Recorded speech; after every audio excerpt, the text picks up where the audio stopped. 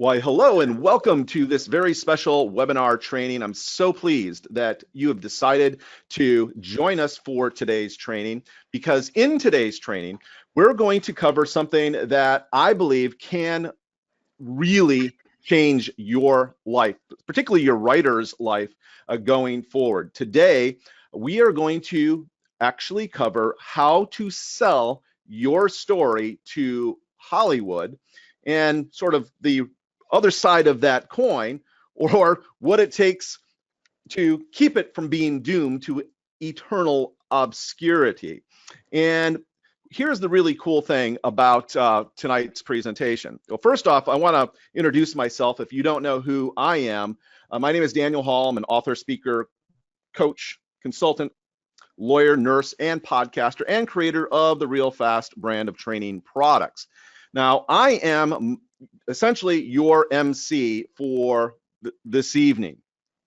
The real star of the show is my good friend and business partner, Dr. Ken Atchity. And I wanted to start this presentation off so that you have a full understanding of why you should really listen up and listen very closely to what Ken has to say.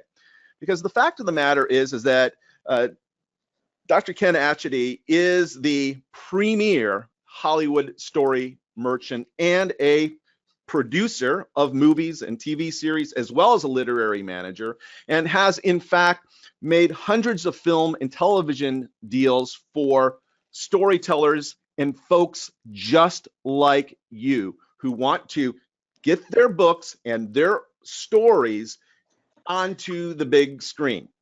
He's also been nominated for an Emmy Award for the Kennedy Detail, and he is, as a literary manager, his authors have included 20 New York Times bestsellers, and as a producer, that is a film producer, he's launched over 30 films.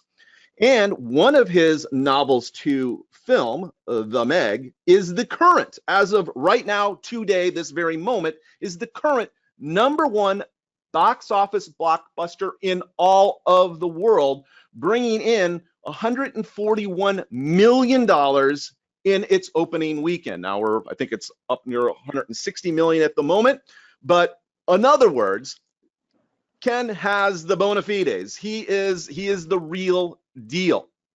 And because of that, I want to make sure that you have your sort of thinking cap on right. And I want you to be thinking about how this training applies to you. So here's the thing. I don't know how you heard about this webinar or how it was it's come to pass that you are now here present, but I will tell you that if you are here and can hear the sound of my voice now, that you have been selected, okay?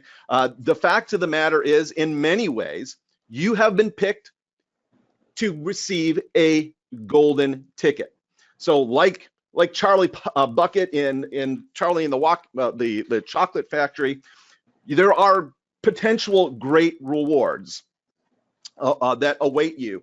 And if you kind of look at what we're about to present to you in that light, I think you'll get the most out of this presentation, because the fact of the matter is that Ken has in fact helped many golden ticket winners through his career. In fact, folks like Steve Alton, and of course he's the author of The Meg, and John Scott Shepherd with Joe Somebody, and even James Michael Pratt and the Last Valentine, made into really successful films and or television series. And the really cool thing, sort of on the other side of that, because he is in fact a literary manager, he works in both worlds. That is, he works in Hollywood and he works in the New York trade publishing community as well. So many of his authors have gone on to become New York Times bestsellers as well. So when I kind of start this presentation this way, I just want to make sure I have your full attention in you're understanding that Ken is the real deal. And the other thing that you need to understand here as well, because how this actually impacts you in a very, very big way, is the fact that there is so much money out there for good quality stories, okay? Stories like yours. And here's actually a spreadsheet from Netflix to kind of prove this point. This was the amount of money in billions of dollars, so almost $10 billion was paid to creators, folks just like you, from Netflix, not to mention other huge services out there like Hulu and Amazon Prime and even the big TV networks. So there's a huge group of folks that are looking for good quality stories. And when you kind of break it down and look at the fact that this much money is being spent by just one company paying out streaming fees, essentially, this is like Netflix paying out $22 million each and every day in streaming payments. So before we kind of get underway here, I just want to ask you this question. How much extra money does your golden ticket need to bring you? I mean, what would it take to really change your life? Maybe to pay off your mortgage or pay off your student debt or your credit card bills, or to take that world vacation that you've always wanted to take. Let me know. Let's hear from you in the chat. We want to kind of get a better idea of what kind of money you need. And Judy said paying off my mortgage would be excellent and great. Ann says $200,000. Yeah, excellent. All of the aboves. Dean says 7 to 8 figures. Excellent. Let's see. Wendy says $300,000 would take care of it all. Excellent. James, 250. Okay, great. Mark says 800,000. Marianne, mortgage and credit card. Excellent. All right. This is why I'm so excited that you are here, because the fact of the matter is that if you do have a marketable story, a commercially viable story, that this is within your reach. It is within your grasp, particularly since you are here with us and being able to learn from Dr. Ken Atchity. Now, I'd like to start off each of these presentations with a promise, so that you understand what you're going to get in today's training. So here is our promise. I actually have 3 things that we're going to cover in some detail. Our secret number 1 here is the Hollywood conveyor belt and what it takes to really get your story made into a movie. And don't worry, we'll explain what the Hollywood conveyor belt is here in due course. The other thing that we're going to do in secret number 2 is we're going to tell you and actually walk you through why Hollywood producers buy this cash codex, that's what we call it, above all else. And I want to make sure that you understand this. It is not necessarily a script, okay? Not necessarily a script. And in secret number 3, we're going to actually take you through and show you what we consider to be the movie magic token that actually transforms, this is really important, transforms unsaleable stories into big dollar offers. So before we go any further, and I know this is going to really help Ken because we are here live with you, we custom tailor each one of these presentations to you. Let me know in the chat what form your story takes. So put a 1 in the chat if your story is in a fictional book format. In other words, are you a novelist? Okay. Put a 2 in the chat if your story is a nonfiction account. Okay. Maybe, Dean, you might fall under that consideration right there. 3. Put a 3 in the chat if your story is in script format, and put a 4 in the chat if your story is still sort of rattling around in your head. You haven't actually reduced it to paper. You haven't put it on paper quite yet. And Okay. Wendy says all of these, also number 4. Okay, great, excellent. 2 and 4, yeah, and I should say if you had combinations of these, we want to hear from that as well. Rachel says 4. Lee says 4. Okay, mostly 2 and 4. All right, excellent. Thank you so much for that. So that is super helpful for Ken and myself as we proceed through tonight's training. But I have actually really great news for you. The fact of the matter is that Hollywood actually buys stories in all of these forms every day, okay? And the even better news is, for those of you that answered 4, the story does not even need to be fully formed and or published yet, okay? So with that, I want to bring Dr. Ken Achety on to handle secret number 1, which is understanding the Hollywood conveyor belt. So with that, Dr. Ken, the microphone and the floor, sir, are yours. Thank you, Dan. I love your introductions. It gets me excited. And I'm fortunate because I live a life of excitement. I've been selling stories, developing stories, producing stories for most of my life now, and it's a lot longer than some of yours so far.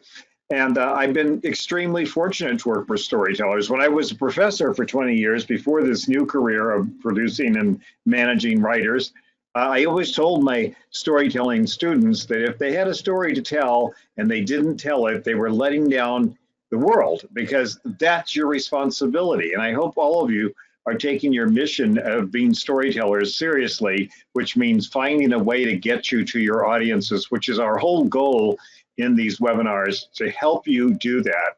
Hollywood is a very intimidating place. It doesn't even make sense to call it Hollywood, but that's another story. It's very intimidating, but the good news about it is that once you get into it, which is difficult, it's harder to get into it than it was to get, it's harder to get out of it than it was to get into it.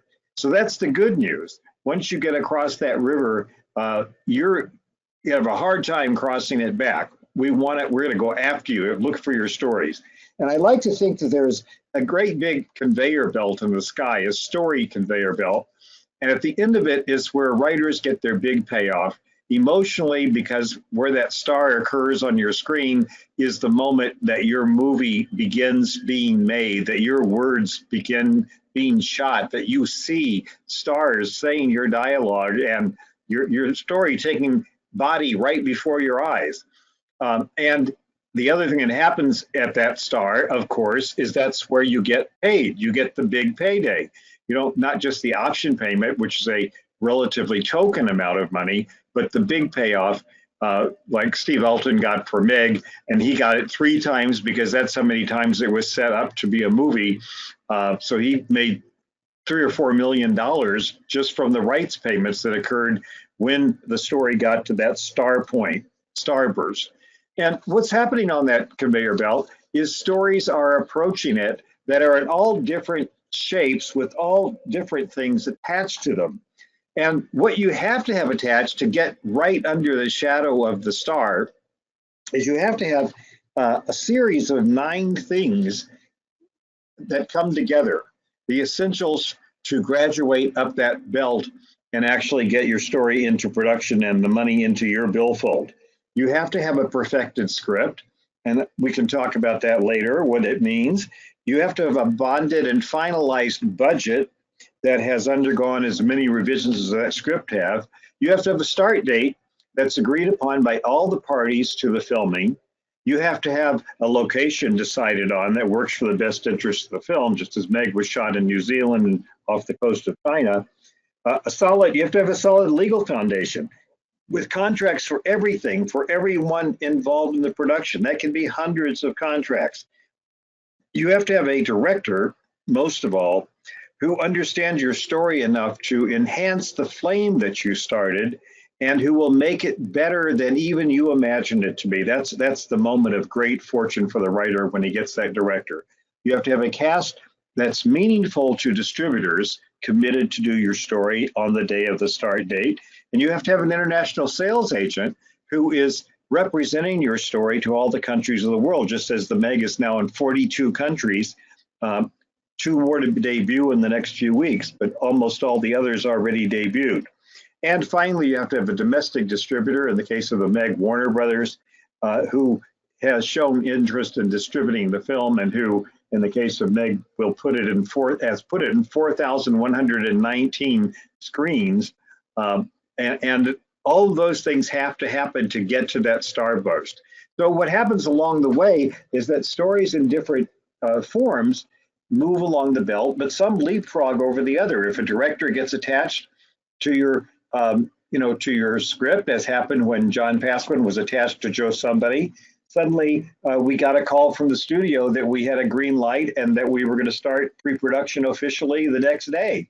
And John Scott Shepherd was no longer dreaming about the money he was going to receive. I think it was $800-something thousand, but he was within a couple of weeks of getting it, and could actually start smelling that money. And when it finally hits the bank, of course, counting the money and beginning to live the life of his dreams, we went on to sell 6 more scripts of his, and now he's doing 3 television series.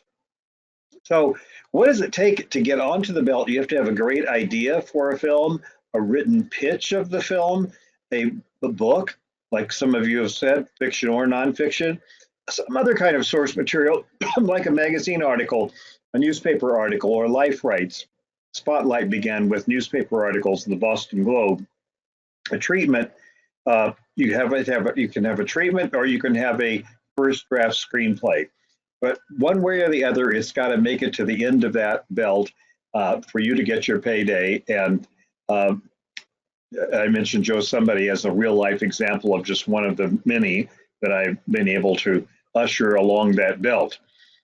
So the bottom line of it is that not only do you get paid finally the rights, the dramatic rights of your story, but your book, if it's based on a book, if your story is based on a book, will suddenly start selling all over again. The publisher will reissue it, sometimes with pictures from the film, sometimes with some of those pictures on the cover of the book, as happened with James Pratt's The Lost Valentine. And the book will find a whole new life. Just the news that you've made a film deal may cause the publisher to push your book. So it just couldn't be a better payday for the visibility of your story. And that's why I call myself a story merchant. I'm not a script merchant. I'm not a book merchant. I'm all about the storyteller and finding a way for his or her story to make it to the best audiences possible, the biggest audiences possible on both coasts, the New York coast of publishing and the West Coast and the world coast of production. So let's go on to the next idea here. Is that we're trying to create in our webinars, Daniel and I, giving you a movie mindset so that you can understand exactly what it takes to succeed in Hollywood. And, I always say that there's 5 things that it takes, and one of them is perseverance, one of them is connections, one is being fun to work with, one of them is luck, and one of them is talent, and the only one that's not necessary is talent. In other words, any of the others by themselves can make you into a filmmaker, but talent by itself can't. You have to have the others. We'll get into those things later. But to get into that movie mindset, let's start with the idea of who would star in your story. Let's think about that, visualize it. Here's a whole list of possible people, and you'll notice that these are men, in the 35 to 55 age bracket. And why is that? Because women determine the marketplace, and women primarily want to see men. Yes, they love to see women too, but they go out in greater numbers to see the men starring in these movies. So, and there's also quite a few men in that age bracket, so you have a better chance of getting a man than getting a female lead, for example, or getting a male lead younger than 35 or older than 55. You run into market issues with all of those. So if you could imagine having your protagonist be in that category, then by all means do that, and don't be shy about telling whoever you're trying to sell it to about it. So who would be the star of your book, your idea, whether it turns out to be on the big screen or on Netflix? Why don't you type the name into the chat box right now so we can see what you're thinking, and don't tell me you haven't thought about it before. I know you have. Share it with us, because we want to be as helpful as possible. And I think nothing is more helpful than when we get to see what you're thinking. That is to Daniel and me the most exciting thing possible, because then we know we're dealing with real people that we can understand. So please type that in, and Daniel can take a look at some of them and read them to us, because he's better at all these. Yeah, They've already started to come in here. Ken, we've got George Clooney, Leonardo DiCaprio, Matthew McConaughey, David Hasselhoff, Daniel Radcliffe, Dominic West, Daniel Day-Lewis, Halle Berry, although not a female. I mean, not a male, obviously. We're looking for a male. And let's see. Kevin Sorbo, let's see, Tom Cruise, Lorenz Tate, Ewan McGregor, Ryan Reynolds, Johnny Depp. Okay, cool. Yeah. Will Smith. Great. Ewan was one of my movies. I did a movie called Hysteria, and Ewan McGregor was one of the stars of that. It was great to work with, and that was a lot of fun. And Halle Berry, she's one of the few female stars who can start a movie. I have a friend who just did a movie called, it was called Breakout, Kidnapped, sorry. And she, just her name on a movie means somebody will finance that movie. People love to go see her. So there they had a very active, almost male role, but they decided to give it to a woman. And Halle agreed to sign on because that's what she wanted to do. So getting into the movie mindset will help you make your movies jump along that conveyor belt and almost create a karma around them. The more you can envision what you want to see on the screen for your movie. As I said, don't be shy about that. We want to hear your vision. And Hollywood is one of the few places in the world where thinking bigger succeeds faster than thinking smaller. Don't ever tell somebody, my movie can be done for a small budget. Don't worry about it. It doesn't have to cost a lot of money. Hollywood doesn't care about money. The more money, the better. They'd rather spend $1 million on a screenwriter and $4 million on a director than $50,000 or $100,000. They're all about the big time. And, I should say at this stage in our story here that Hollywood is really a generic term for two kinds of filmmaking. One is the studios, which we all know. The Meg was just released by one of the 6 studios, Warner Brothers, and the others are all releasing big movies. The other part of Hollywood, which is getting stronger and stronger every year, is the independent film market. And it is huge compared to what it used to be because the studios have contracted and are selling more than they used to. They're putting out fewer movies than they used to. And as a result of that, there's a boom, a real renaissance in the making of independent films. So if your film is a little quirkier than a big, broad mainstream movie, don't worry about it. There's a market for it. You just have to do the right things to figure out that market and get to it, which is what our formal webinar is all about. So yeah, get into the mindset, and you do this one, Daniel. I think you can explain what we're talking about here. Yeah, so the idea here is I realize that many of you may have had this preconceived notion that in order to succeed with in Hollywood, to get your story sold, that Hollywood wants to buy scripts and or screenplays, when that's really not necessarily the case. And it's not necessarily the case because, and this kind of brings us to secret number 2 here, that is the cash codex, and that is in selling your story by writing your own by writing your own screenplay is an extreme long shot. It's very difficult to do unless you have devoted your life to writing screenplays, and that's what you do. But the fact of the matter is that most of the scripts that come from folks that are authors, the folks that just have an idea for a story, they don't cut it. They lack professionalism. They're amateurish. They don't give what Hollywood really truly needs. And this is the reason why Hollywood absolutely loves books. And specifically, the stories and characters are here more developed with a deeper well of content. And these allow the screenwriter to draw from this, the well of content that is available in the book. This is one of the reasons why so many folks or so many folks in Hollywood prefer to buy books if at all possible.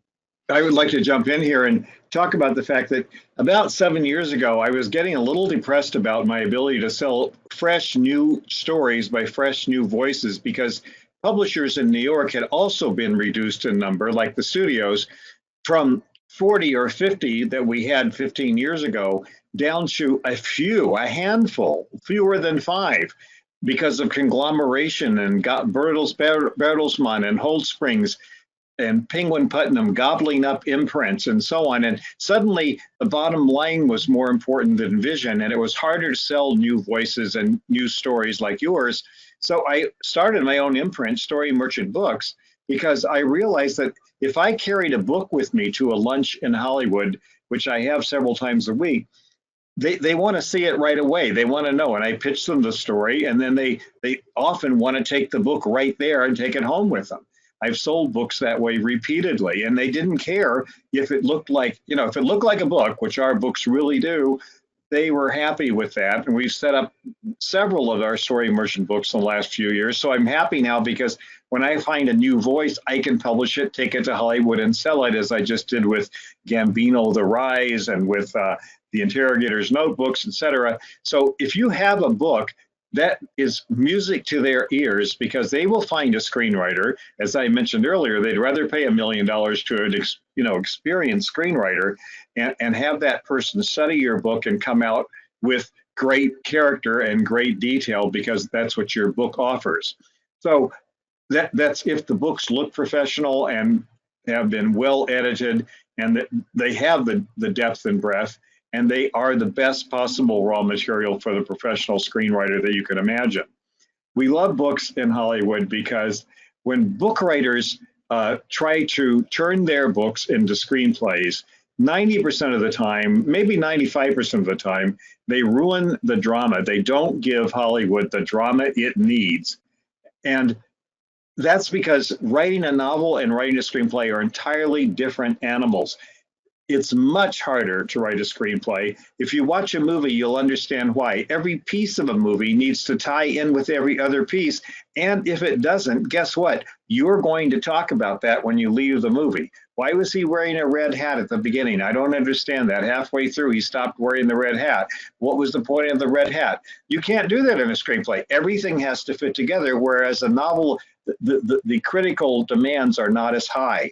So if you are a screenwriter, great. I offer great kudos to you, but it's much better to use a secret thing that we're going to tell you about to get your story in front of people.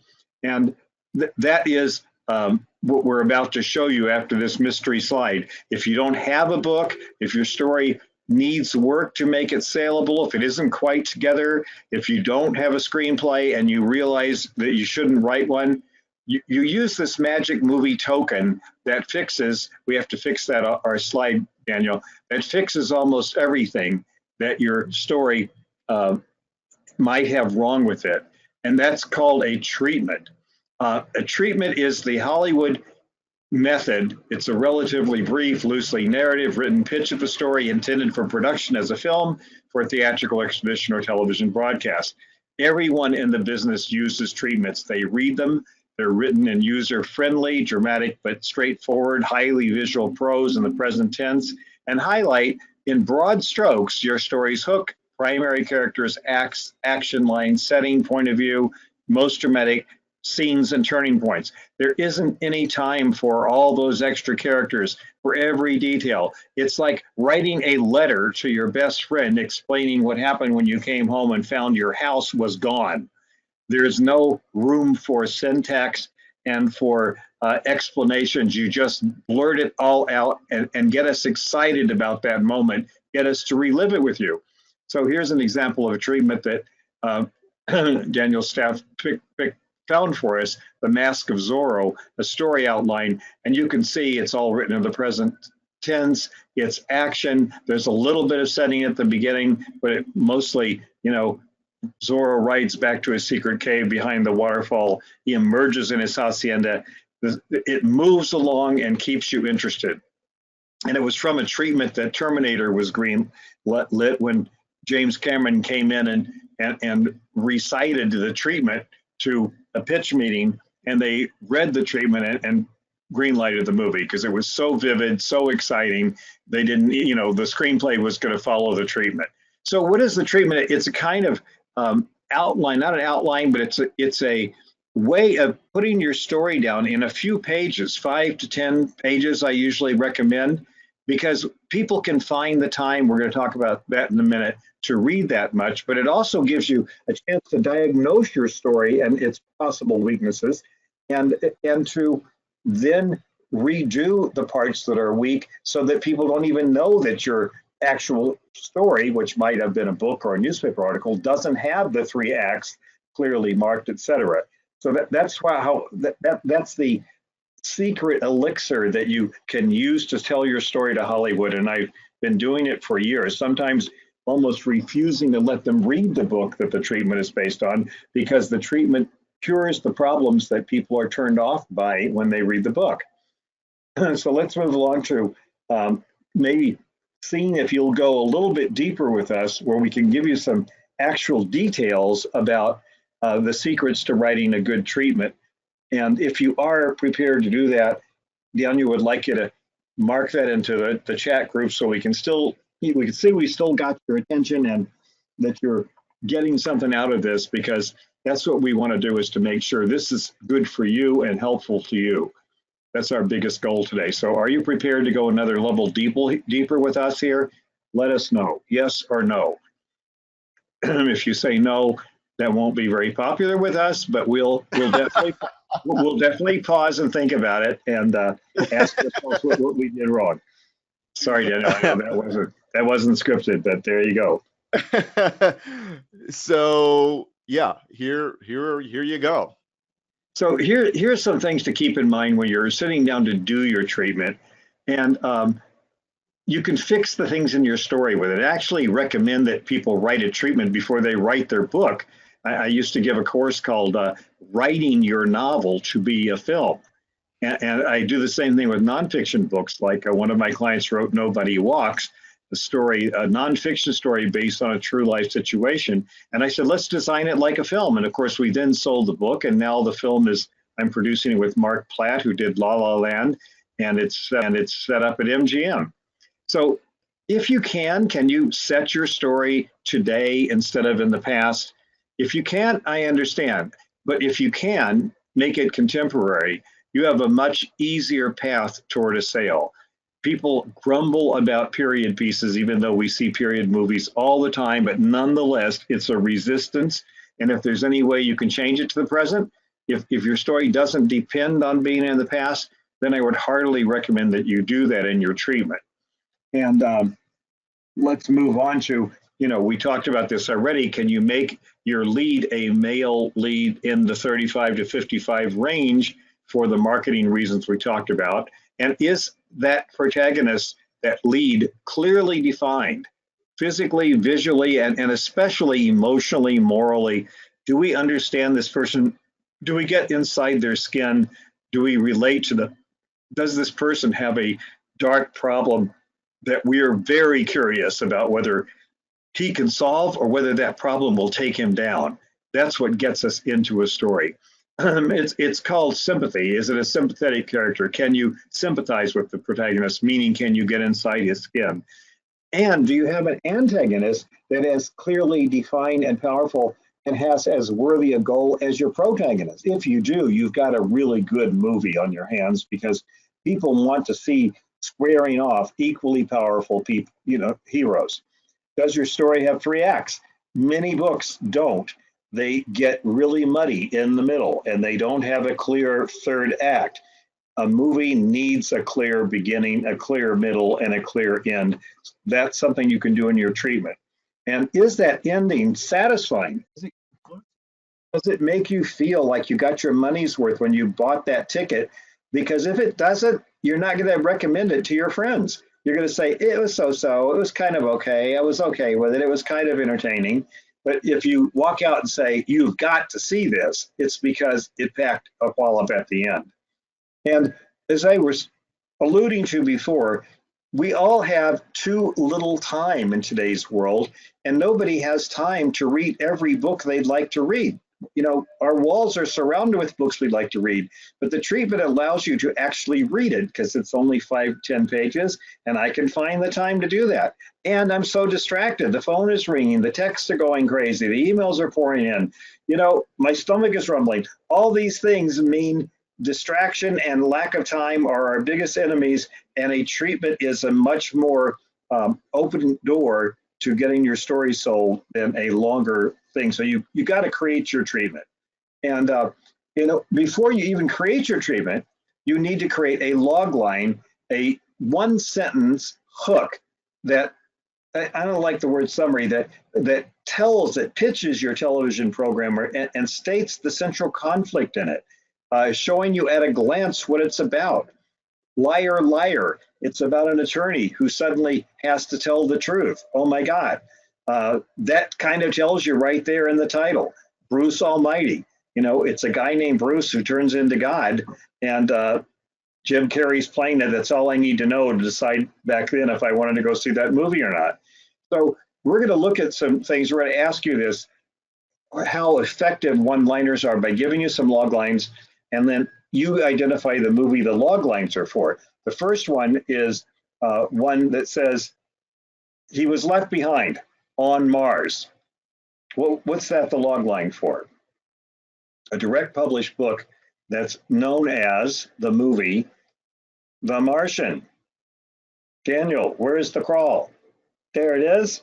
Okay, so that's a great one-liner, left behind on Mars. Here's another one. An aging patriarch of an organized crime dynasty needs to transfer control of his empire to his reluctant son. 3 of the greatest movies ever made. The Godfather. At a glance, you see the whole story. If that doesn't catch the person's attention in the elevator, as they call it, an elevator pitch, I don't know what would. And finally, a computer hacker learns from mysterious rebels about the true nature of his reality and his role in the war against its controllers. This is another great sequence of movies, starting with The Matrix, which is right there coming in. And you can see how these one-liners are useful, because you sell us with a one-liner, then you send us a treatment, and then they'll want to see what else you have. Is it a book or what, etc. So now we'd like you to go into the chat box again and write us a log line for your book or story. Think about it really hard and give us the fewest words possible, but make it powerful and emotional. That's all. That's all there is to it. Just like that. But give it a try. It starts by actually trying to do it. That's why we wanted to give you this opportunity to do it right now. And by the way, if you don't know how to communicate in the chat, let me kind of take you through that, because we have literally hundreds of people here right now that came actually after I made that explanation at the very beginning. But there's a little white arrow in a red rectangular box immediately adjacent to the screen that you see right now. If you open that up, you'll see a form field in there that says questions, and that's where you will type your log line in. So yeah, head on over there right now, and we're actually starting to see some really interesting ones even as we speak here. By the way, we're not going to read your log line out, because hey, it might be a great log line that we want to protect. But let's see here. You're looking at some of these interesting log lines, right, Ken? Yeah, I am, and I was just gonna, mention the people's names if I think something. Whoops, they're flipping out too fast, and I can't read them because they move. That's good. Yeah, Norma Hickok's kind of interesting. I'm just seeing a lot of interesting ideas here. Yeah, there are. Wow. Yeah. I'm proud of you guys and gal. this is a lively group here, uh, and uh, she's a fish out of water, but she's a mermaid. I mean, that's a great one-liner, not from what I'm reading here, but from history that described Splash among other movies. Um, Excellent. Awesome. Thank you so much for sharing them. We got some from we got one from Cynthia and Jane and Mark and Leslie and I kind of like Cynthia's, and I like Carolyn's, and I kind of like. Oops, name slipped again, so I have to go back. Tiara's, I think her name is Tiara. Yeah, so you're getting the idea. You're getting the idea, and you want to just polish that. You probably until they just sing, until they sound like something the marketing department wrote. And there's kind of a saying in the creative writing business, which I've been in all my life, that if you can't reduce your story to one great line, your story is not ready to sell yet. And in fact, it's probably not ready to write yet. It's a harsh thing, but it goes back to the ancient Romans and Greeks who first discovered that there was this one line that defines the greatest stories, and that when you can find that one line, it's easy to sell your story. I mean, look at Shakespeare. He came up with a bunch of great one-liners for his plays, and ended up having a theater build for him so he could produce every play that he wrote, all 44 of them. And that's because he knew how to do those one-liners and put them on the Renaissance marquees.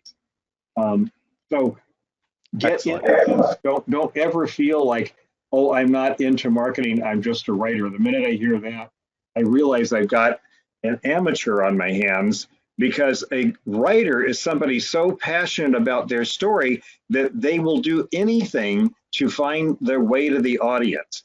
And that's, to me, the hallmark of the kind of client I want to have and when I help sell, because I'm really not able to sell someone who's shy about their stories and isn't willing to do what needs to be done, to invest in themselves, to invest in the art of storytelling, to learn everything about it. So don't get me started.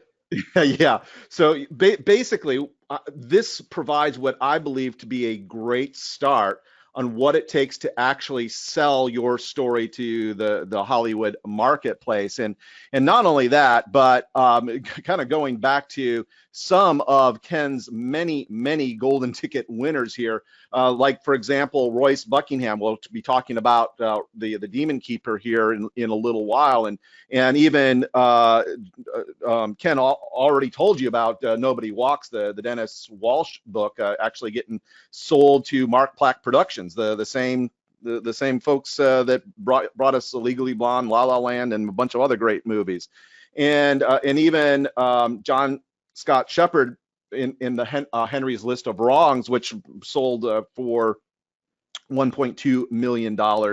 And here's a great example of one of the cool things that come kind of part and parcel with working with Ken, is this he's working with Academy Award nominated folks like the Mrs. Kennedy and Me book. This is obviously a nonfiction account, actually sold to Mark Platt Productions.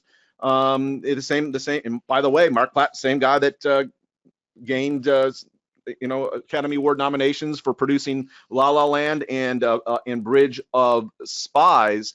And so my question for you is this: as we've sort of laid all this out, are you excited that you have finally found a golden ticket within your reach? Let Ken and I know in the chat if this is exciting you, if you really for the first time see it for yourself, see where it's possible, that there is a way. Yes, sirree, says Mark. All right, sure, and excellent.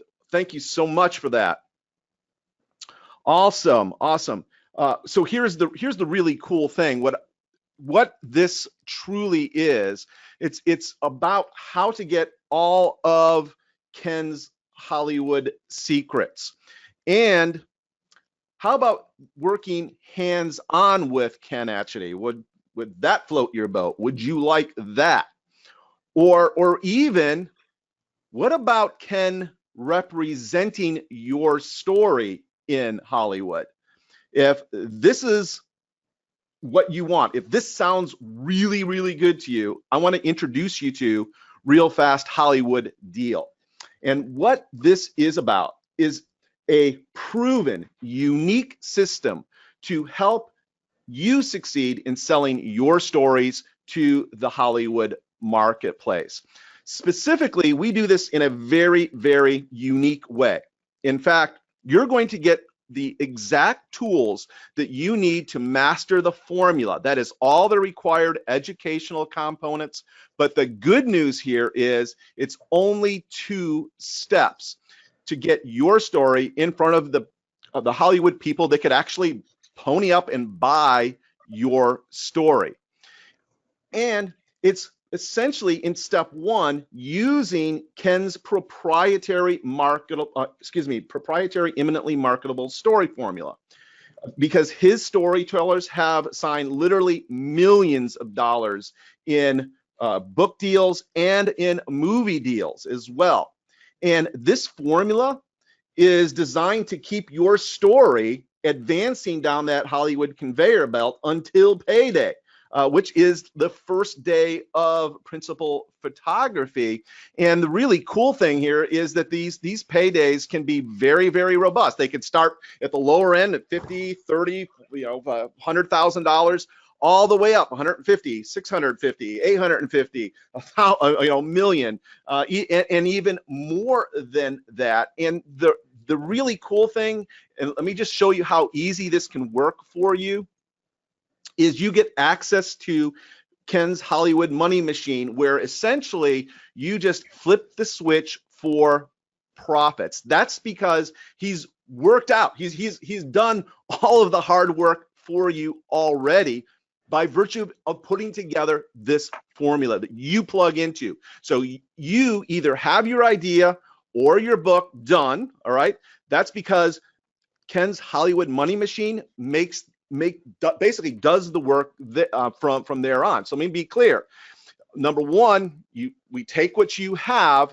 Number 2, you put it in the Hollywood money machine. And number 3, you flip the switch. And that is when you could start seeing the big potential paydays. Now, one of the things that I wanted to teach you here is how a book author and a storyteller does make money in Hollywood. There's essentially 3 ways that the Hollywood money machine pays you. And let me kind of take you through this. The first is instantly improves your book sales. So if you have a book out, even as a deal is announced, it improves book sales as a general rule. So whenever, however, and whenever that book was published, you're gonna end up making more money. And then, of course, when Hollywood buys your book or idea, well, this is the day that provides that opportunity for a massive windfall. And in addition to that, I like to call this the repeat profit enhancer. This is when Hollywood sells your book for you. And what I wanted to do here was actually kind of take you through this book, John Grisham's very first book, to kind of illustrate how this can play out for you. So for those of you that don't know, John Grisham's very first book was this one. It's called A Time to Kill. And he put that book out, and basically nothing happened. He had very little sales.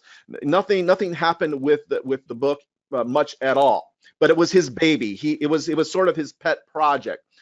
Then he went on to write The Firm, which of course then blew up. And as soon as the Firm blew up, the movie industry came back to look at his other work, his back catalog, and they found A Time to Kill and got the rights to that to that work. Now, the really cool thing about A Time to Kill was because it was his baby, he actually reserved the right to pick the lead of Jake Brigance, and he was the guy that actually picked Matthew McConaughey. This was Matthew McConaughey's very first leading role, and John Grisham had a lot to do with that being the fact.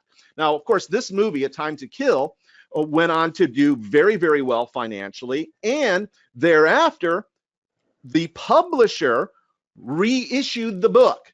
So that's what you see here with this cover. This was the cover that kind of came as that movie came out, and he sold so many more books, literally thousands of more copies of the book. And here's the rub, and here's the thing I really want you to understand about the power of the Hollywood Repeat Profit Enhancer, is that that book still sells today, which is the reason why this is its current cover. So think about your movie based on your book as essentially a huge commercial for your book. So that's how this Hollywood money machine pays you in so many different ways. And Ken was talking about some of his most recent sales. I think this Gambino, The Rise, just recently got sold, as did Shinzu. But here's the other thing that you're getting as a client, as a member of Real Fast Hollywood Deal, because you're going to master Hollywood's dramatic secrets. The reason why this is so important for you is your stories need to be emotionally moving and riveting. And when you're able to do that, that actually forces the Hollywood buyers to offer you more money. Going back to what Ken said a little earlier, that it's the drama that needs to be in the screenplay, in the books, right? So this is another thing that you have the opportunity to master with Real Fast Hollywood Deal. Plus, Daniel, let me say something. I saw that one of our attenders said that wanted to know if they represented women, and Shinju is one of 18 novels written by Laura Jo Rowland, and we just sold it to Universal Television with Chris Morgan, who did The Fast and the Furious, as my partner, and we love to represent women and men. When you think about it, Hunger Games, 50 Shades of Grey, My Client Noir, who's a bestseller in African American literature, Alison Macmillan, one of our other New York Times bestsellers. We love it. So please don't feel that women are not part of what we're doing, because they are. And we're not only have sold Shinju to Universal, but we're now pitching Illicit based on 3 other books, a new series of books by Laura Jo. And we're dying to find new people like Laura, as good as Laura. Hence the reason why you're here, right? That is exactly. you all of the great ladies in our audience here today. And so I thank you for putting a finer point on that, Ken, and catching that. Now the other thing that you're going to be getting with Real Fast Hollywood Deal is the Hollywood Idea System, and Ken's Magic Plot Builder, as well as the book to film storyboard designer, as well as the red carpet walk master mindset. You see, this is exactly like getting a direct download of Ken's formula worth $16,000. So let me be clear about this. Like, think about step 1 here, like a Vulcan mind meld, because you're going to get the actual tools and systems, except for the fact that you're getting the actual formula that Ken uses. Therefore, conservatively speaking, this is a $16,000 value, and I don't even have to reference the $1.2 million that Steve Alton got paid for the Meg, because you already know how much that's worth. So here's the really cool thing, and I really want you to remember this, that the Hollywood money machine and toolbox don't even require a book or a script, or for that matter, even a treatment. The only thing they need is a good idea. And let me just show you what I mean by this. And actually, Ken mentioned this blog post. Get this. This is blows my mind. This blog post, it's a 8,700 word blog post, just this month, earlier this month, sold for $1 million. This is a blog post on the Daily Beast. All right. So yes, nonfiction accounts, and you don't even need a book or a treatment or a script. Okay. You just need a really good idea. It can even come from a blog post of all things. So as if this were not enough, Ken has in fact generated millions of dollars for himself, and more importantly, millions of dollars for Ken's clients repeatedly. Okay, so this is really what sets us apart and makes this opportunity a true golden ticket for you, because with Real Fast Hollywood Deal, we have built in a game changer with step 2, and that is a guarantee of your access. So let me take you through what you get in step 2 of 2 here. Because once you've accessed and applied everything in step 1 for your story idea and transformed it into a commercially viable idea, and once you've discovered how the Hollywood money machine qualifies you, then you're going to get what we call the ultimate Hollywood deal. This is your optimal opportunity to sell your story, because you're actually going to get personalized one-on-one access to Hollywood's premier story merchant, that being Dr. Ken Atchity. You see, here's the really cool thing. If you have a story that is commercially viable and it has the drama, then it is so much easier to bring it to the marketplace. In fact, I think, Ken, you would agree with this, that the marketplace clamors for stories just like that. And the really cool thing here is here's the whole process on how to get the ultimate Hollywood deal. You already know how fast and easy the results from step 1 are using Ken's formula, and that's why in no time you'll be having a friendly chat with Ken about your book or story, delivering you that potential massive windfall payday. How do we do this? Well, we do this in a variety of ways, but the thing that you really need to understand that this is a people business. So you get to plug into Ken's pre-existing network. And by the way, Ken has networks, and contacts all over this industry, and his Rolodex is very wide and very deep. In fact, it extends to every part of the entertainment business, including film, television, and music. And I also want to remind you about this. If we didn't make this point clear, I want to make it really abundantly clear here that log lines are like seeds that can grow into these mighty oaks. So this again is Hollywood's version of the elevator pitch, and it's sort of a shortcut code for quickly communicating that idea of your story with Ken and his network. So mastering the log line is an art and science that can turn your idea into $1 million winner, which is one of the reasons why we run an internal, as a member, we run an internal logline competition. Plus, you're going to get access to Ken's network with all the power and influence that comes with it. So access to Ken's golden Rolodex when he says you are ready, his Hollywood story success templates, and the $1 million idea dissections. Basically, this is equivalent to getting complete access to Ken's proven methodology and access to his network for just $55,000, because here's the deal. In step 1, and pay real close attention. Matter of fact, if you're not looking at your monitor right now, come check it out, because in step 1, you're going to get all the tools that you need to master the professional formula, okay? But in step 2, that's really where things get very, very interesting for you, because you get the opportunity to sell your story first and foremost, to Ken and his company. And if that doesn't work out for whatever reason, we have a network to plug you into. We call that the Hollywood Alliance.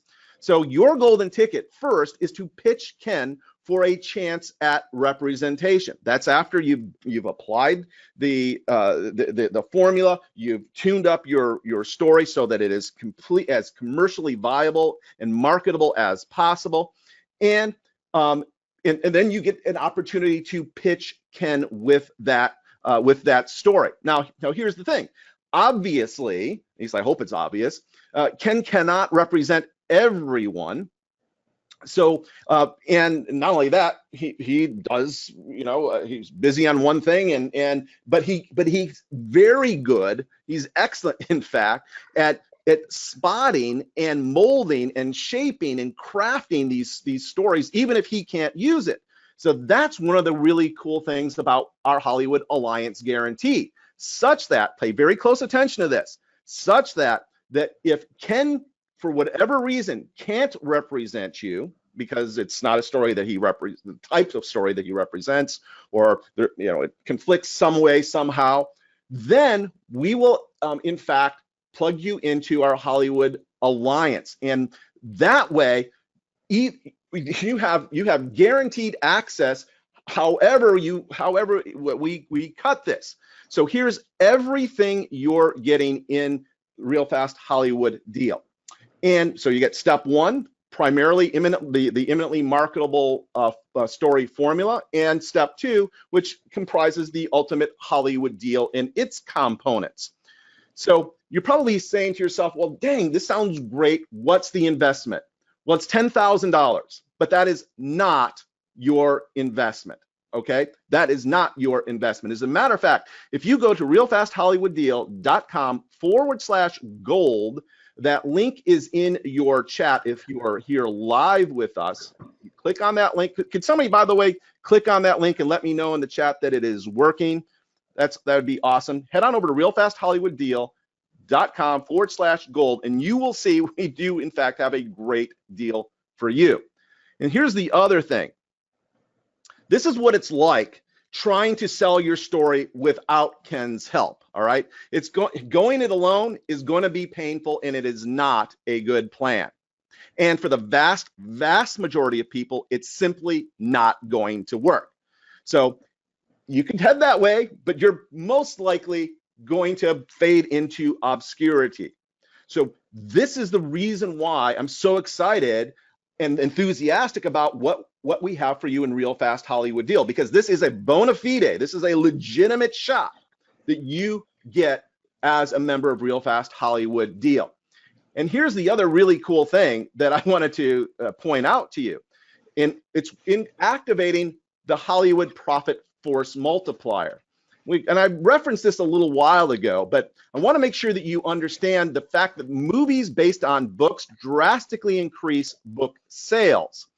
So, for example, with the book Eat, Pray, Love. Now, when Eat, Pray, Love came out, the book that is, in the first year that it came out, this is before the movie, it sold 94,000 copies, which I think we could all agree is pretty doggone good. But after the movie, the fact is that 1 week actually created the same number of sales. So 1 week actually produced, again, 94,000 sales and copies of that book. Essentially, what the Hollywood Profit Force Multiplier is in this case, it was a 52 times force multiplier. But that's what can happen when you take your book to the big screen, or the small screen for that matter. It can happen just like that. So the place to go, realfasthollywooddeal.com/gold.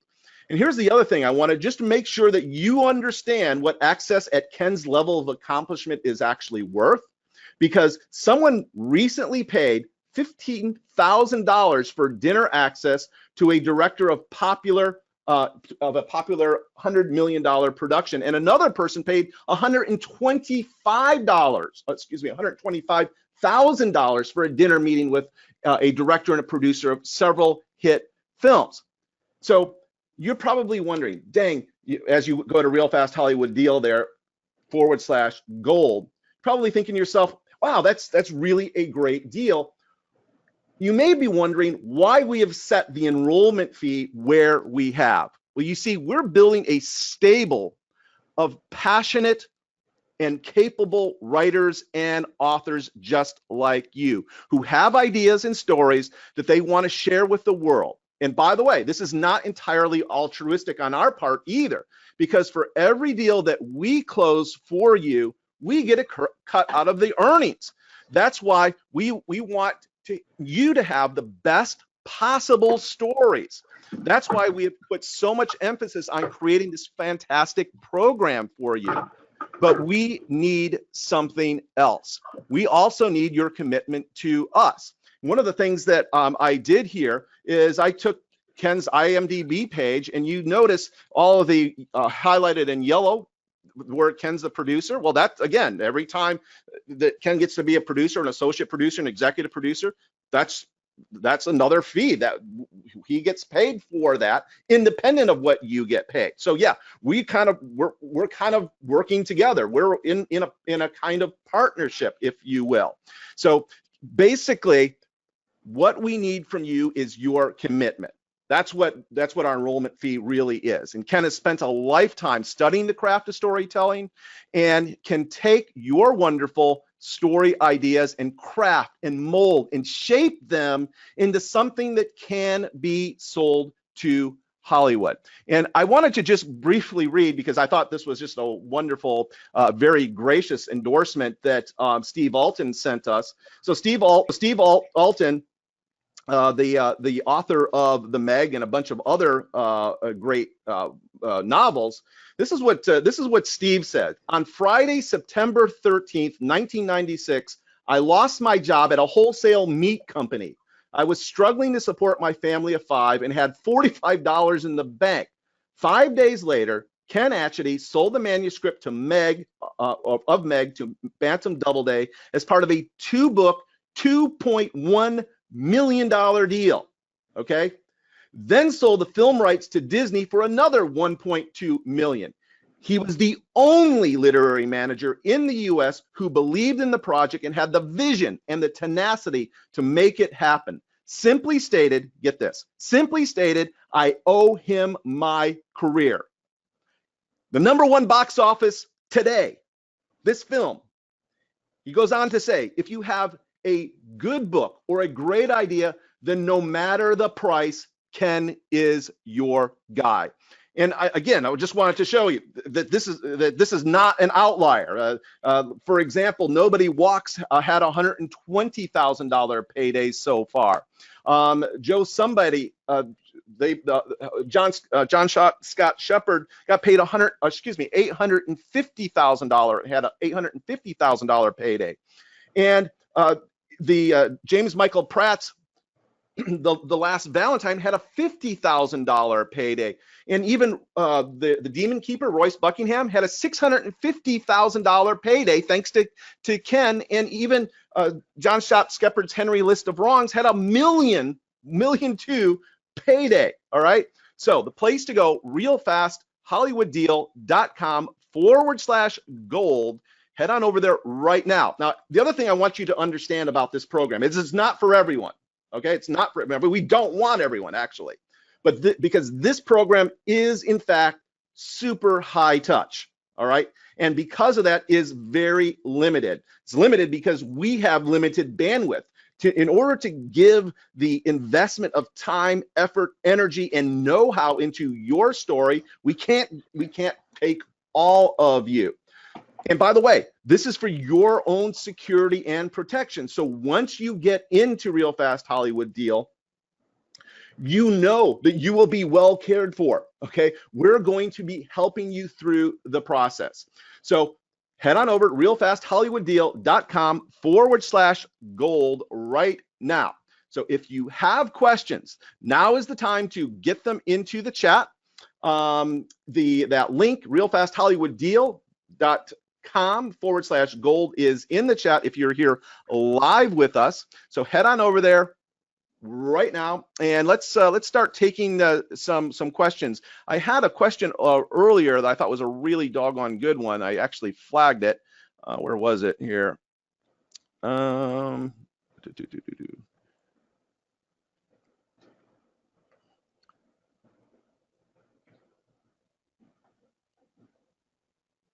Yeah, exactly right. I love that, Jonathan. Joseph is asking for the link. It's not in the chat box. Actually, there's two areas to communicate here, Joseph. There's the questions form field, and if you look either a line item above or below that on the dashboard, you'll see another one in there that says chat. And if you click on that one from the chat, you will see it there. Do you see it?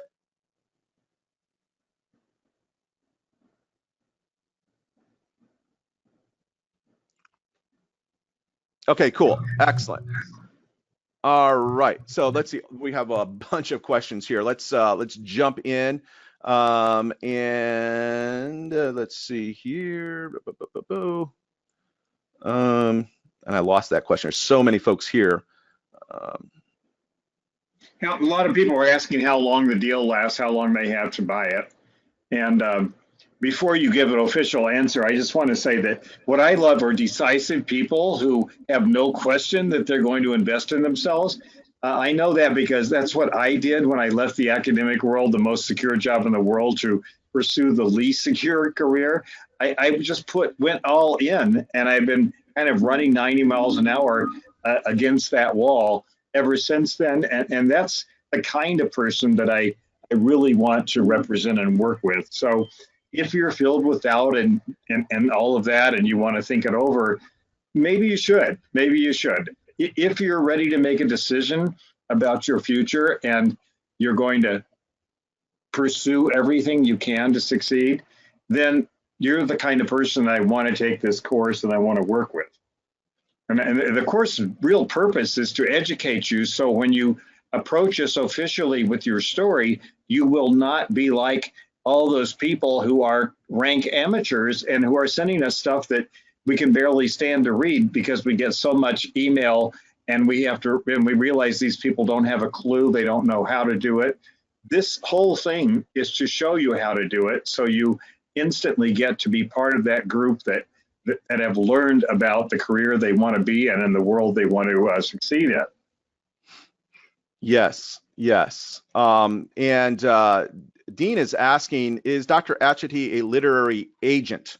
So how do you respond to that, Ken? I'm a literary manager, which also allows me to produce movies. Agents just sell movies, which we do, but they can't produce movies. So I've always been, from the beginning of this career, a literary manager. And we do the same thing as agents. We sell books to New York, we sell books to Hollywood, we sell scripts to Hollywood, etc., and we produce them. There you go. Great question, Dean. Thank you for that. I just saw the let's see. Somebody already. Leonie says, I'm in. I've already registered. So you're asking about the members area. So you're going to be getting everyone that's jumping in right now. The thing that you're going to get is an email as soon as the autoresponder actually sends it to you, and it will send you access to into a members area.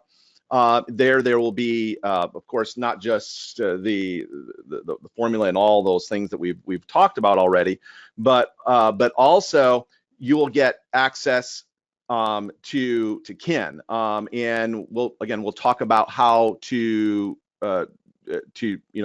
do that, and it's going to be this is not cookie cutter. Like I said, we can only take a very limited number of people, and when we've reached that number, we're going to be pulling the replay down because Ken is he's the real deal. He's a hot commodity, and we want to make sure that you are well cared for, that you are getting what you need for success. So you'll get information on how to access Ken, as well as the training in an email.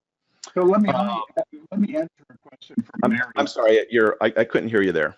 I said, let me answer a question from Mary, who was before wondering whether she could be represented because she's a woman. Now she's saying, does my age make a difference?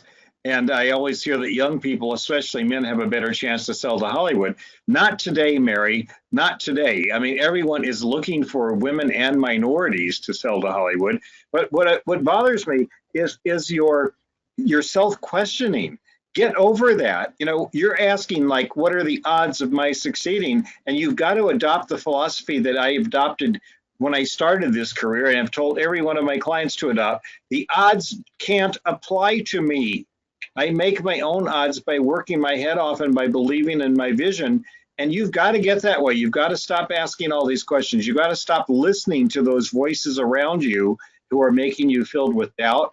Believe me, you'll be a much happier person when you just go for it. Whether you take our course or not, you need to do that for yourself. Amen to that. Mary says, I love your answer. Thank you. Yeah, exactly. I didn't get to it for you. Good. Ken, yeah, this is the big leagues, folks. So that's what I'm hoping that you're seeing here.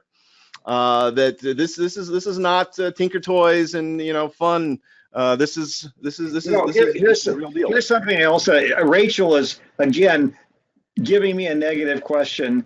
I understand the premise here, but you're basically saying that any woman who is pitching a story with the female protagonist shouldn't bother. Did I ever say in this whole couple of hours, shouldn't bother? I didn't say that. I you know, it makes me crazy because people who are putting that out there are hurting themselves. And we sell women's stories all the time, especially on television, which is much more focused on women protagonists than films are. So please get that out of your head. There are great stories about women. And if you don't know that, it means you're not watching television and you haven't been to the films lately, because I could rattle off 10 films about women, and so could anyone who watches television or film. But you need to cure yourself of these kinds of doubts, because we didn't say at all that you shouldn't bother telling your story if there's a woman in it. What we were talking about is the fact that it's an easier path if there's a male lead for a feature film, not for television. So please don't listen with only one ear. You have to realize that what I've been saying throughout this little kind of warm-up session is really not prescriptive. It's just describing what makes it easier for people to sell. It's descriptive, not prescriptive. Great thing about Hollywood is there are no rules here. We're just looking for good stories. And yes, a lot of good stories. And I see that she's already left us, but obviously I must have offended her. But for the rest of you, you've got to get rid of all those negatives in your head, because they are not going to help you. You've got to be positive. You've got to be like the optimist, you know, who halfway falls off the Empire State Building and halfway down he says, so far so good. You know, with any luck at all, you'll never hit the bottom, because the building that you're jumping from is so high, and that's what Hollywood is all about.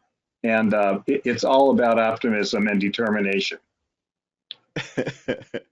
Right. And yeah, and Marty's asking about the Hollywood Alliance guarantee.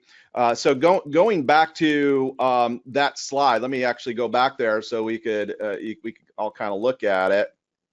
The really cool thing about this is that if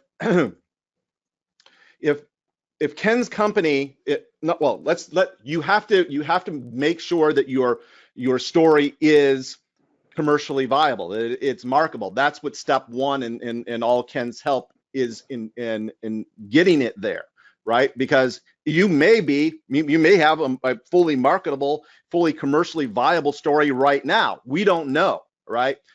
And the point is that it needs to be that before you get to go on to step two, because you can't sell crap. You can't sell stuff that won't sell, right? You've got to sell what does sell. So that's what step two is all about. So you're going to get that opportunity to sell your story to first.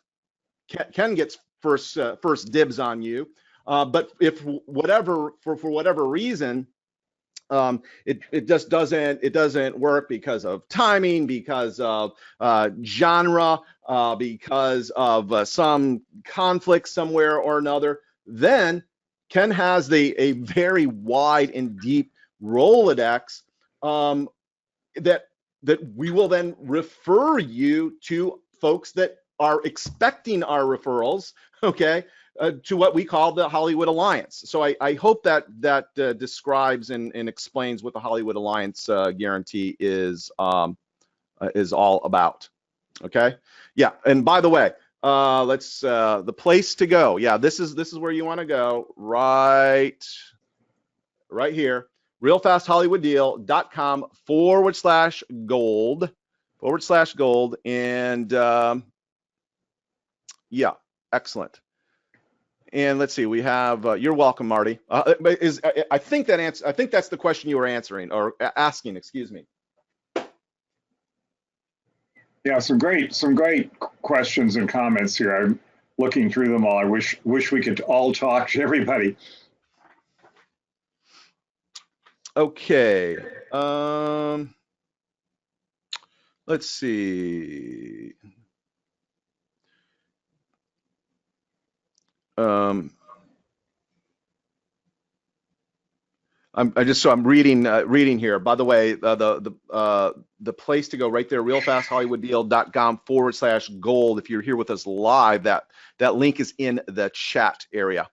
Mark, I see questions, but it's all kind of split up. So, and we have so many questions in here that I'm trying to follow the thread of the question and not succeeding. Maybe can you type it in all at one time, and then I'll do my best to answer it or have Ken answer it for you. Okay. Yeah, somebody's asking here about whether we receive only one big payment when someone buys the rights to our book, or do we receive perpetual fees for any media? And that is a good question. That is one of the ways that you make money in Hollywood. You get what are called residual fees or back end points. So that if your movie does really, really well, you start receiving a piece of the profits that could go on for the rest of your life. And that's a very good question. You know, so you've gotten an option for your project. You've gotten the rights fee, which was the big fee that you get when the principal photography of your movie starts. And then you get the back end fees when the movie breaks even and the producers are in profit. You get a piece of that profit too. And this is all not controlled, but the guidelines from the Writers Guild of America to protect writers and so on. And it's standard in the industry. I think one of our workshop sessions gives you an example of a contract where you can see all that spelled out. Awesome. Okay, and let's see. We've got some other good questions in here. And thank you, Margaret says Aaron Bronkovich motivates me or encouraged me. There you go. So you're talking about the real Aaron Bronkovich? She encouraged you to do your movie, to do your story. That's wonderful, Margaret. That's really, really good. That's very cool. I hope you will be joining, or maybe you already have. Actually, I haven't looked at all the folks that have joined up yet. Good question from Mark. Does the program apply to film documentaries? Does the program apply to documentaries? Yes. I mean, the program is about the business of show business. That's what it's about, is how the business works. And although documentaries are kind of less business-like than other parts of show business, because there is a smaller audience for them, you will learn enormously and be much more prepared to find a way to get your documentary financed by taking the program. Yep. It's not focused on documentaries, but you can't help but learn a lot of the stuff you're going to need to know by taking it. Yes. And I saw another question that said, can Ken work with someone who is working to support their family? Well, I don't ask you what you're doing. I just want to see your story. And my clients do everything imaginable under the sun. from selling real estate to hunting in the north woods of Alaska to trim the herds. And you wouldn't believe some of the people that I represent, and I don't care what they do, except when they're communicating with me about their stories. So the answer is a resounding yes. I love people who are working their heads off because I love people who work. Right. Did you answer this question here? I'm not even sure who it's from, but it's as creative writers of original content, do we receive only one big payment when Hollywood Alliance, through the Hollywood Alliance, or Ken buys us the rights? Well, I just answered that. Oh, you did. I thought you did. I thought it sounded familiar. That's why I wanted to ask. That's the one that I was answering. Yeah. Yeah, and then on the residuals, like for example, the current your current film out now, the Meg, could Steve Alton would he be expecting any residuals from that movie, for example? Oh yeah, oh yeah. I mean, he has got a piece of the back end, and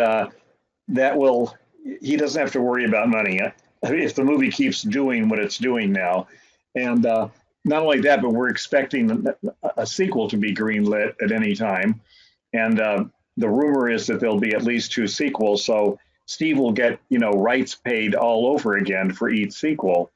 And this is the home run that you're all waiting for, the bases loaded home run. But in the meantime, he's got all that. In the meantime, he's got 6 of his other 10 books under option to the movies, and a lot of them will be made either as movies or series. Honestly, Steve is he's like me. He doesn't even care that much about money. He just cares about telling stories. But he is enabled now to do that for the rest of his life, and that's the exhilarating thing about it. This is a world that so loves stories. There are even people called trackers who do nothing but track story rights, and who call me. I get a couple of calls a week from a tracker asking if I control the rights to such and such a story. And they work for the major studios, they work for major producers, they work for financiers, and their whole job in life is to track down the rights to stories. And when I learned that many, many years ago, I realized I was finally in the right world, the world where ideas really do matter, because people are willing to pay thousands and thousands and sometimes millions of dollars for them. And I used to be an academic, and I was in the world of ideas supposedly, but this is the real jungle of ideas where people are wild about stories. And if you feel that they're reluctant to read your story, it's only because so many bad stories go through the channels that the channels are clogged with bad stories. And that's the exact reason we're giving this course, so that yours will not be one of those bad stories. Yours will stand out as what we're all looking for. We're looking for the diamond in the rough. We're looking for the needle in the haystack. And it's hard for us because of the chock full bad stories out there. But you'll learn how to make sure your story is not one of those, but in fact is one of the rare ones that has what it takes. Awesome. And Mark is asking that his story is a love story and visionary fiction, and he's asking if that is in your wheelhouse. Well, the way he's describing it, I don't know, because I'm not seeing any emotional or character. I'm looking at philosophical ideas about world peace and spiritual awakening. But I mean, yeah, I'm actually representing a story right now called Potter's Wheel that is about a future that is changed forever by some of the things that he's talking about. But it's based on extremely strong characters and great action. So, if people are telling you it should be a movie, that means that you probably do have strong characters. You're not pitching it well enough in this question. And yes, we're interested, but pitch it around your characters instead of around the ideas. That's my advice to you, and I know you can figure that out. Yeah, and Dean asked a question here. Does the retainer fee, well, first off, it's not a retainer fee, okay? It's just an enrollment fee within Real Fast Hollywood deal, but the fee. He's asking, does it include professional assistance with the treatment if the client's idea gets that far? Yeah, I mean, we definitely have the ability to help you with the treatment. If we're wild about the idea and think it's marketable, we'll, you know, we'll do what's necessary. That's what we've been doing for the last 35 years, is perfecting stories to take them to the market. Awesome. And have I found a particular genre that sells big? Yeah, action, you know, sci-fi action. That's a huge genre. Christmas movies. There's an insatiable demand for Christmas movies in television, and I'm always looking for Christmas movies. We made one a couple of years ago called Angels in the Snow, and I'd love to find another Angels in the Snow, but it's got to have great characters, and it's got to appeal to families, and it's got to be, you know, uplifting, basically. No one wants a dark, you know, dreary Christmas movie unless you're Dr. Seuss. Right. And several people have asked about Harry Potter and mentioned it as an exception to my so-called rule about male leads. By the way, it wasn't a rule, it was an observation, but if you have to take it as a rule, well, go ahead. But Harry Potter is not an exception. Harry Potter did not sell it as a movie until the books had sold nearly 1 billion copies. And then they made a movie of it. And that's the difference with Harry Potter. It was a long time coming before they were able to sell it to the movies. And it's just tougher to sell, you know, young stories than it is to sell, you know, and Hunger Games, you know, is an example of a story with a female lead, but she was older than Harry Potter when she starts. And in fact, a major studio bought it, sat on it for 4 years, didn't know what to do with it, and dumped it to another studio. Paramount dumped it to Summit, and Summit made it and made a fortune. Paramount just didn't know what to do with it because it didn't have a strong enough male lead in their opinion. So what does that show you? It shows you what William Goldman, the greatest screenwriter probably of Hollywood ever existed, said: nobody knows anything is the #1 rule of Hollywood. So please don't take anything I said as a pronouncement of truth, as many people I see did. I'm really sorry about that. I can't help it if my voice sounds authoritative. I'll try to sound more uncertain, but it's hard to sound uncertain when you're trying to get everything across in an hour and a half. And but don't take that so-called, you know, the certainty you're hearing as me not being excited about outside the box. I spent my whole life outside the box. Okay. And let's see. By the way, I just checked on those folks that have joined us. On wow, I just want to start thanking folks for joining us, and I want to welcome you to the fold. We've got Leonie R. Welcome to you, Leonie. Thank you so much, and we can't wait to work with you. And we got Anne. Welcome to you, Anne. I really appreciate you being here. And by the way, and more folks jumping in right now. And oh, by the way, I should say that the question earlier about how long we will have this available. We'll probably have it available. It's Thursday night, probably either through Monday or Sunday or Monday night, and that's if we get a replay. If we can get a replay done. So yeah. Okay. So and let's see other. We'll thank more people here in just a second. I want to make sure that we're answering all these questions. Let's see. A great question, and I'm not sure who this person is, but who says, must we write books that can only be used to produce movies, or can we also be used to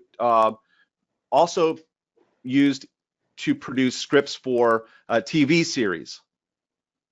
I don't know where you would come up with a question like that, because I've been talking about TV series all the way through, and the answer is, first of all, absolutely, TV series are like even they're the bases loaded home run, because the TV series that goes on for 5 or 6 years will sell millions of copies of your book. So yeah, please. I think Game of Thrones is all you need as an example of that. So I guess what puzzles me always is, where did you get that question? What dark, tormented part of your mind are you letting control you when you get that question out? That's the part you need to chase down and get rid of, and turn into a positive. And the writer's psychology is always fascinating to me.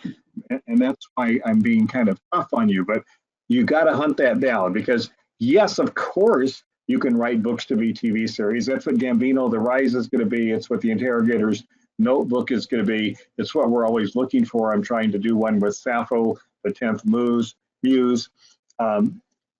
TV is dying for books. When I say the word Hollywood, I am including television in that. And it's the greatest renaissance and explosion of television buying that has ever existed. And it's much stronger than movies. And they're all looking for books.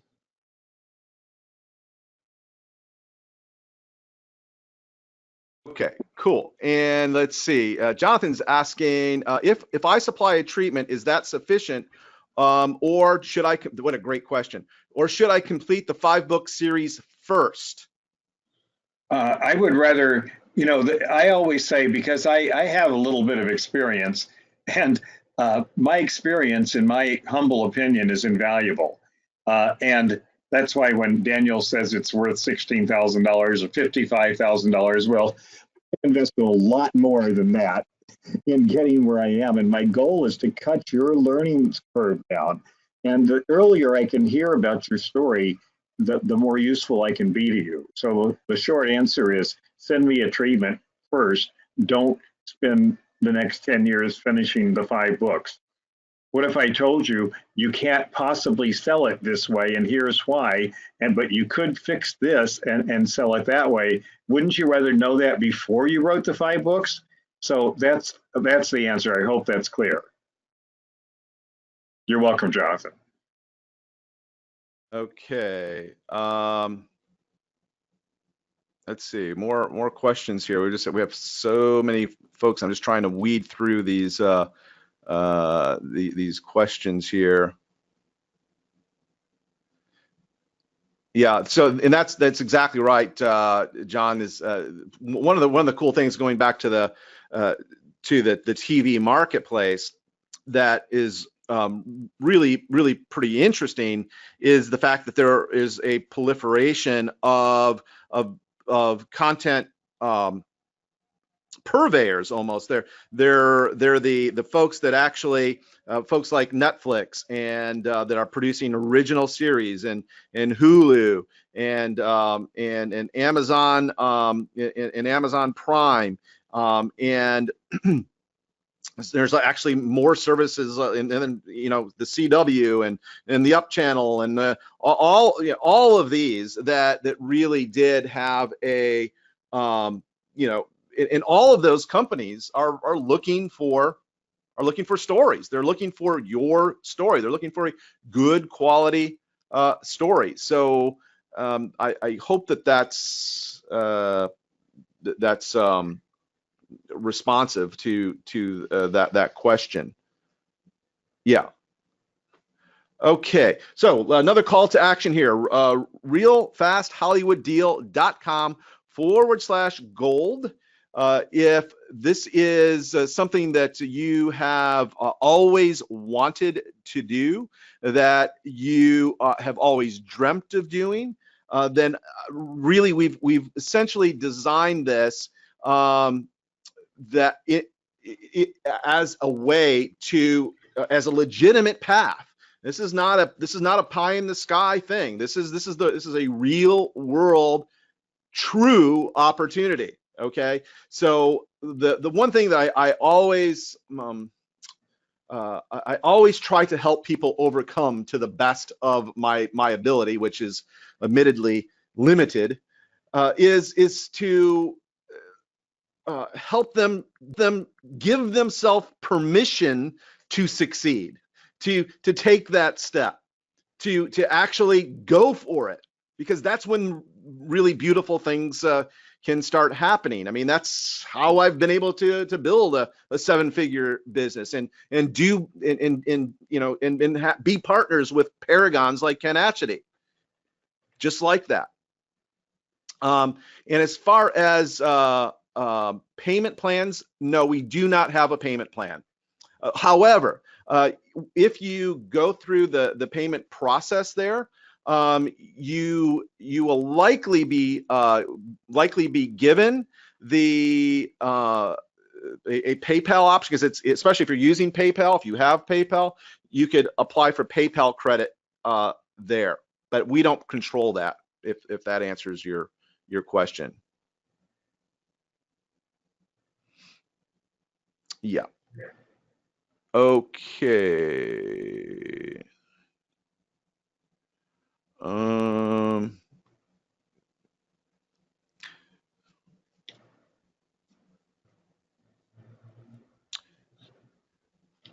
Yes, we do have a guarantee. It's a 30-day money-back guarantee. However, we don't like flout that out. The fact of the matter is that we want committed people. If you're questioning them, oh, I don't know, basically then this program probably is not for you. Okay, probably is not a good fit for you if you're worried about refunds. Yes, we do have a refund period. It's no questions asked and all that. But if we're gonna, if you're gonna rely on that, then it's just soon not have you. Okay. So the place to go right over here, realfasthollywooddeal.com/gold. That's the place. All right. Are you seeing, have we answered all of the questions here?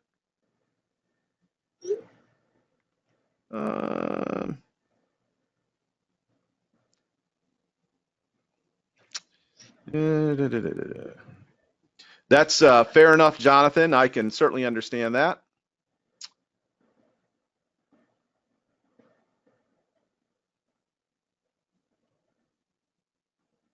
No problem, David. I'm glad that you are here and asking these great questions. Ooh, great question from Cindy. What about kid-friendly movies? Are these within your expertise and interest, Ken? Yeah, I mean, we've recently turned to family animation, and we've got 4 animated films that we're developing and about to go try to find financing for. So we are interested in that. It's few and far between. They have to have what's called a high concept, something that you can pitch, in a very short log line that everybody gets immediately. And those are the animated films that seem to do the best. So if you have something like that that's friendly to kids, we're very interested. And in general, we're interested in kids programming. It's a relatively new field for us. Awesome. Okay, and let's see. I want to welcome some new folks into the fold. I want to welcome Darwin G. Welcome to you. Thank you so much for joining us, Darwin. I also want to thank Marty B. Welcome to you, Marty. Appreciate you being here, and you're very welcome, Ronald. She says, I appreciate your opportunity, and we're going to make a go of it and get in. Excellent. Thank you, Ronald, for that. I really appreciate this. Great question from John, who says, can this work for UK users? Of course. I mean, you speak a kind of English, right? Once said, I think it was Bernard Shaw who said America and England were 2 countries separated by a language. But we're very active in the UK market, and we represent a number of UK authors, and we have a major liaison with the UK Writers Conference that I go to every year. So the answer is, I love the UK, and yeah, definitely. Okay. And Jonathan asked, do I keep all book rights? Do you keep all book rights? I don't know. Let's see. Is there more to the question than that? I think the whole part, the sort of assumed part of the question is, if you sell my story, if you sell my books, do I keep all the book rights to that book? Yes. The short answer is yes. They're called, you retain the publishing rights. Yes. Again, I'm not sure who this person is, but it says, does religious and spiritual stories for books and movies, are they good for your program? Well, are they? Yeah, as long as the stories are transcending religion and have a universal message. But if they're specific to a given religion, that's not the market that I deal with. But I have many movies that were very religious, Gospel Hill to Angels in the Snow to The Lost Valentine and several others. So I don't know if that answers your question, but I judge a religious and spiritual story by whether it helps a lot of people who may not be of the same denomination. I'm not wild about denominational stories, and I don't know how to sell them. Wow. And I just saw this great comment here. Thank you so much for these kudos. Somebody wrote, I learned more about the film business in 1 hour than the last 25 years working in media. So thank you so much for that. Really appreciate you saying that. And it's obviously music to our ears, because that's exactly the kind of program that we wanted to deliver for you, to you. Yes, and the place to go, realfasthollywooddeal.com/gold. The link is in your chat if you're here live with us. Let's see. Oh, this is a great question. Will there be a chance in the future when I have a story to sell? The answer is, I don't know. A chance for what? You mean I think a chance to join this program is how I took that question. But I'm not sure how many years it will take, or how long. I don't know. Hopefully, that would be nice, but I don't know. All right. Can this program, even if our native language is not English, let's see. Questions are coming in so fast and furious that says, I'm Portuguese and I think that I'm really a creative person. I'm an architect and write very well in my native language. Do you think that I could write in my Portuguese language and request a professional to have a high quality translation of my writings to English? There's a service called BabelCube, BABELCUBE, babelcube.com, that translates books for people at no cost to you, and the translator and you share the profits to the book, the translation. So that may be a good place to start looking for what you need. My advice to you would be, if you're trying to operate in the global marketplace, you should try to learn English as well as you can, as soon as you can. And one thing you might do, Daniel, if with your permission, is you might take the course and tape record the course, and record the course so you can listen to it more than once, or maybe that's already possible in how we present it. Yes, that is possible. So great question. And by the way, I'm just looking at this how well this question is written in English. I think they underestimate their ability to write English, because it's a pretty well thought out, pretty well put together question in English. So that's another observation I had. Let's see. Deb says, thank you, Daniel and Ken. Great seminar. I grew up in a Hollywood family, and all you have shared is great and right on. Thank you. Thank you so much, Debs. I really appreciate that. And Jeff says, I keep a notebook for jotting down dreams. Is it better to bundle short stories or develop individual stories? It's better to develop individual stories, because there's virtually no film market for bundled short stories uh, unless you're a major name already in the business. So I would say focus on individual stories. I don't know what it has to do with your writing down your dreams, but maybe you can ask another question to clarify that.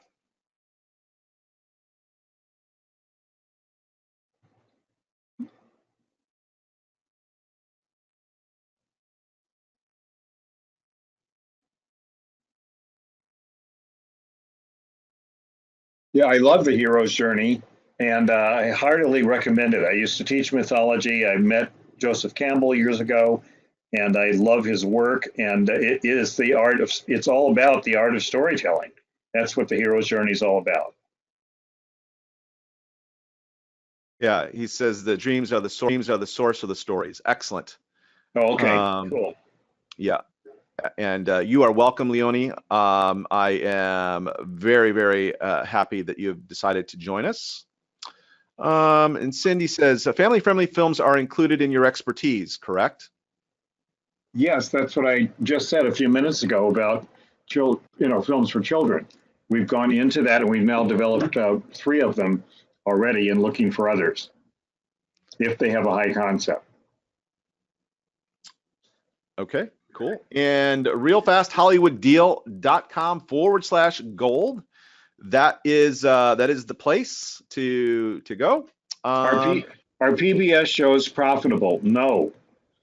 PBS doesn't have the money to pay for their shows. They're mostly, you give it to them free, but they could sell books for you. Imagine how the hero's journey on PBS did for Joseph Campbell's books. In that sense, they were profitable, but they're not profitable in the sense of license fees and payments. Okay. Let's see. Ronald asked the question, how important is a trailer for pitching a movie deal? Well, you don't need to have a trailer to pitch your story. I'm not quite sure, again, why you raised that. Somebody may have told you that or something, but what we're talking about here is having a treatment and a log line to pitch your story as the crucial selling point along with your actual story. But no, you don't need to make a trailer. Of course, if you did make a trailer and it was wonderful, that would be great because it is the film business. But, fewer than one writer in 10,000 does that. Oh, yes. Yeah, I meant a trailer in addition to. Yes, correct. Got it. Absolutely. All right. It looks like we've handled most of the questions. So we're winding down here, folks. So if you have decided to join us, I would strongly recommend you heading over to the chat box and clicking that link that says realfasthollywooddeal.com/gold and joining us. And if not, then I frankly don't know why you're still here. so head on over to realfasthollywooddeal.com/gold. And if you have any other questions about this program, specifically about the program or the offer or what it could do for you, that might be in your maybe the sticking point, the thing, like if you could just get this question answered, then I can make a decision, because we want you making informed decisions here. Yeah, and for those who wonder whether we had a payment plan, I mean, can't you just charge it to your credit card and pay your card when you can? That's what I do. I never let the lack of present funds stop me from doing anything. I was taught that by the Jesuits. Dream big and then go out and pay for your dream. That's been my philosophy. It's maybe not the best one, but it's worked for me all my life, and it's gotten me into wonderful, wonderful situations. Exactly. Awesome. Cindy asked a great question about the program. She says, how long does this program last? If we need extended help, how many months, years do we have access and help with this program? So the answer is, Cindy, this is completely self-paced. But I want you to remember what is completely different about this program than anything else in the marketplace is essentially we have a vested interest in your success. When your story sells and Ken gets to be either a producer or associate producer or an executive producer on that piece of work, then it's financially good for us. Okay, so what I'll answer the question by saying this, that if your story shows promise, you show that you're committed and easy to work with, that's big, by the way, then that could, if it's still, it takes time to develop stories and actually get them sold in all of that. So years, I mean, potentially. Correct me if I'm misspeaking here, Ken, or if you want to add any clarification to what I just said, but that's how I would answer the question. Yeah, I agree with you. Okay, awesome. And no, you don't have to have a book written to enroll in the program. Don't worry about that. I don't know why you would think that, but sorry if I said something that made you jump to that conclusion. Exactly. Dean, you've got it spot on. Dean says it's a marathon, not a sprint. Exactly. Exactly. Yep.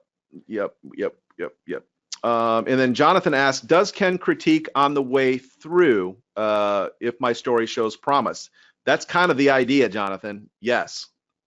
But not until you've gone through the course and learned how to present the story. I don't want to see a half-baked, prematurely presented story and have to give you feedback along the way, if that's what you mean. I hope that's not what you mean. But yes, the whole idea is to get you to a point where you can send us a story and it will then critique, and then hopefully you'll send back a better version of it after you've taken the course. Great. Awesome. So with that, I want to thank everyone. That's a bunch of new folks just joined us here, and I want to thank every single person that joined us here tonight. I can't wait to see you in the members area and start interacting with you. I'll do one last call to action and then send it over to Ken for final remarks. The place to go, realfasthollywooddeal.com/gold. And that link is it's in the chat. We will pull this offer when we get overwhelmed. And that's going to happen pretty quickly because this is really a one of a kind offer. And the place to go to get it, realfasthollywooddeal.com/gold. So Ken, over to you for closing remarks. I hope that getting all this information in an hour and a half hasn't boggled your minds. That would be counterproductive from our point of view. But sometimes it can be that way. And if it sounds like it's a difficult thing to do this, to break in, then I remind you what the coach, Tom Hanks, said to Madonna in A League of Their Own. He goes, of course it's difficult. If it wasn't difficult, everybody would be doing it. The difficult part is the great part. And that's what I say to you. What you're setting out to do, if you're trying to sell your story to the biggest screens in the world, all over the world, is not everybody gets to do that. You're part of a visionary company, as Harold Bloom called it, that is an honor to be part of. And it's only for dedicated people. It's only for determined people. It's only for, partially crazy people. If you're not a little crazy, maybe you're in the wrong business. Salvador Dali, a great artist in another world, said, the difference between myself and a madman is that I am not mad. So you have to have a method in your madness. And this workshop, this course that we're offering, is to provide you with exactly that, the methods by which people sell to Hollywood. That's the goal of it. And my final advice to you is that go for it and never give up. Never give up, no matter what. There is nothing that should deter you. No whisper of doubt should ever stop you. No impatience should ever stop you. No discouragement. You can be discouraged, but put your story back, on the way to a new buyer before you go out and get discouraged. Otherwise, you're just wasting your time. Keep moving forward at all times. And that's my final advice to you. And I hope to run into you guys who take the course and end up sending us their stories.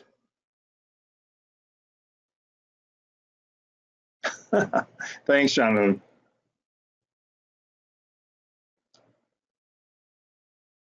Daniel, are you still here? I am still here. Okay. We're about to end the webinar, so let me go ahead and do that right now.